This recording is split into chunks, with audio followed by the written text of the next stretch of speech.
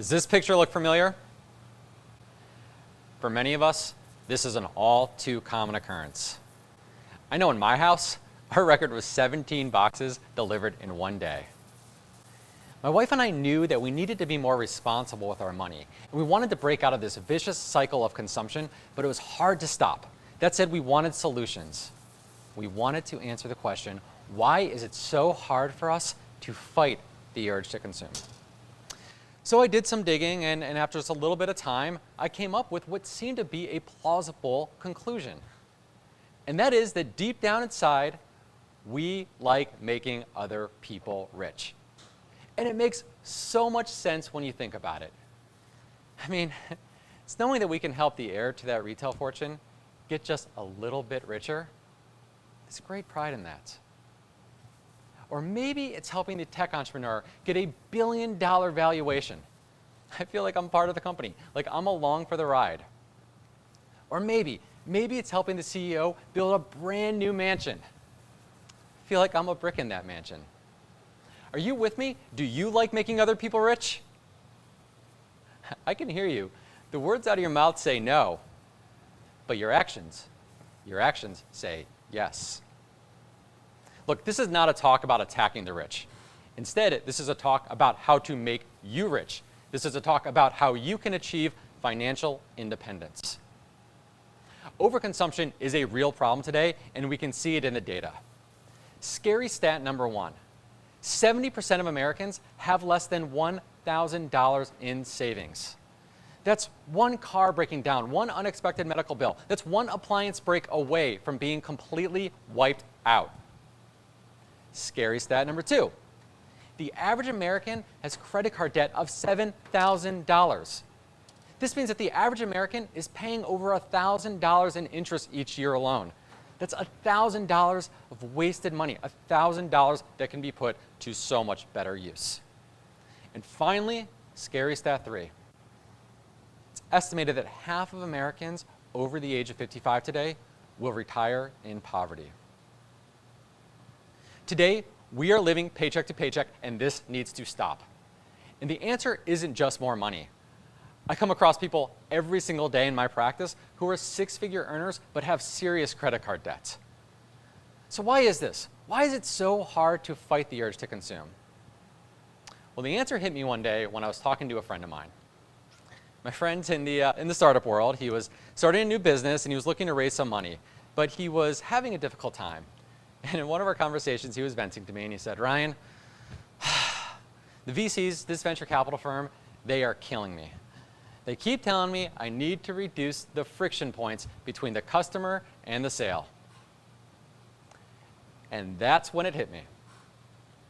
Friction. More specifically, the lack of friction points is the reason why it's so hard for us to fight the urge to consume. You see, there used to be natural friction points that existed between us and spending our money. You had to go to a physical store location, you had to dig through inventory, and you had to use cash. I mean, buying something simple like a pair of shoes could be a 3 to 6 hour event. Think about cash as a friction point. You can only spend the amount of cash that you have on you. But with each passing decade, the friction points have been removed. Credit cards, easy pay solutions, e-commerce, and here we are today. You can get an alert on your watch, you can press one button on your phone, and you can have a pair of shoes. You can have 30 pairs of shoes delivered a day later with free shipping. The friction is gone. And guess what? This was all intentionally designed. It's not because retailers, marketers, venture capital firms, it's not because they're bad or evil people. This is their job, and there are a lot of benefits that come with a more efficient shopping experience. But in today's world, we need to be mindful of the fact that the easier retailers make the shopping experience, the more you will spend. Today, we need to fight an intentionally designed system with intention. Okay, so why are we doing this? Why are we intentionally adding back the friction points between us and spending our money? Why are we looking to save more money? Why is saving so important?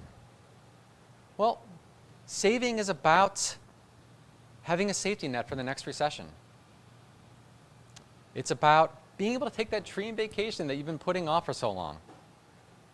Saving is about a down payment on your forever home. Saving is about achieving financial independence so you don't have to wait 20, 30, or 40 years to control your time. Do you want financial independence? Do you want more control over your time? Do you want more ownership of your life? Do you want to own life on your terms? Well, if so, saving step one. It's a really important step, but it's just step one. Because saving is not going to get you there alone. You need a little bit of help. You need some wind at your back. So what's step two? So step two is we now need to take our savings and we now need to change our mindset away from being a consumer to being an owner. Own capital, own assets. More specifically, own the assets that go up in value over time. Own appreciating assets, stocks, real estate, the assets that work for you even when you're not. Sounds so simple, but we do the opposite. We overconsume depreciating assets, the assets that go down in value over time. This shirt that I'm wearing, this is a depreciating asset. There's no way you would buy this shirt for me at a price for more than what I paid for it. I've already worn it.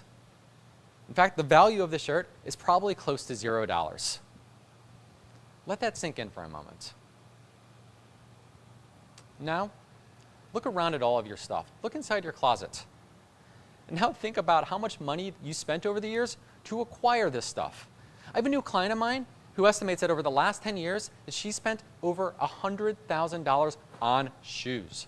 Shoes that she will likely be donating. But what if instead of spending $100,000 on shoes, what if she took that $100,000 and bought an appreciating asset like stocks? Well, here are the common excuses I get.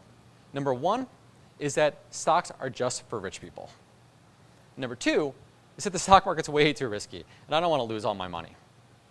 Well, this thinking is 100% false. Let's start with excuse number one, that the stock market's just for rich people. The stock market is the most inclusive force for building wealth. You can buy stocks today with as little as $5. So instead of just buying the gadget upon release, how about instead, why don't you buy stock in the company? Don't be a consumer, be an owner. And don't stop at just one stock.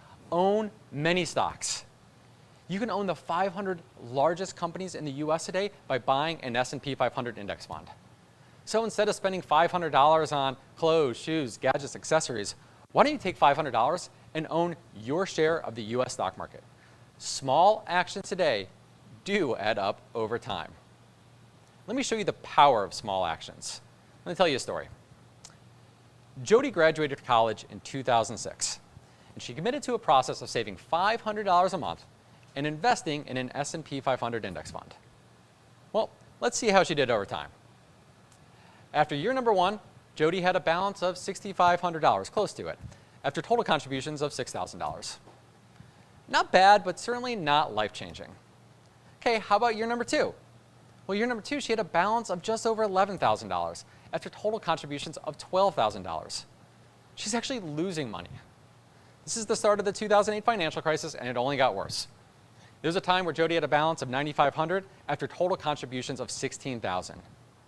She felt discouraged, but she stayed committed to the process. $500 saved every single month and invested in an S&P 500 index fund. And she was rewarded because the stock market rebounded, we had a 10-plus year bull market run, and today, Jody has a balance of close to $200,000 after total contributions of just over $80,000. Jody said no to mindless consumption and yes to ownership, and her small actions were rewarded over time. Okay, how about excuse number two? The stock market's way too risky, and I don't want to lose all my money. Yes, the stock market does come with risk. We can see it in Jody's journey.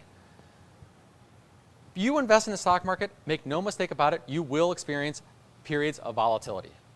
Look back over the last 30 years, the stock market has experienced a negative return in about 30% of calendar years. Okay, but think about the alternative. So let's say because stocks are too risky and you don't want to lose money, you decide to buy clothes, shoes, accessories, gadgets.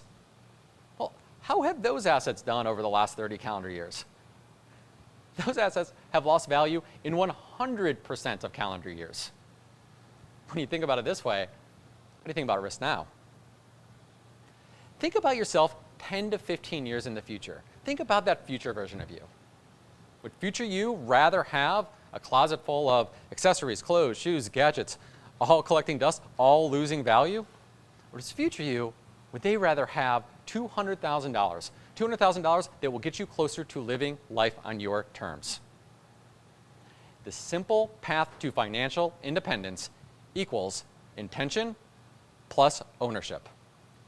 Intentionally add back the friction points between you and spending your money, and with your saving, own appreciating assets. Own the assets that go up in value over time.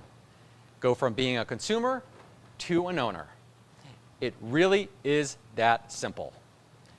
Intention plus ownership equals financial independence. Thank you.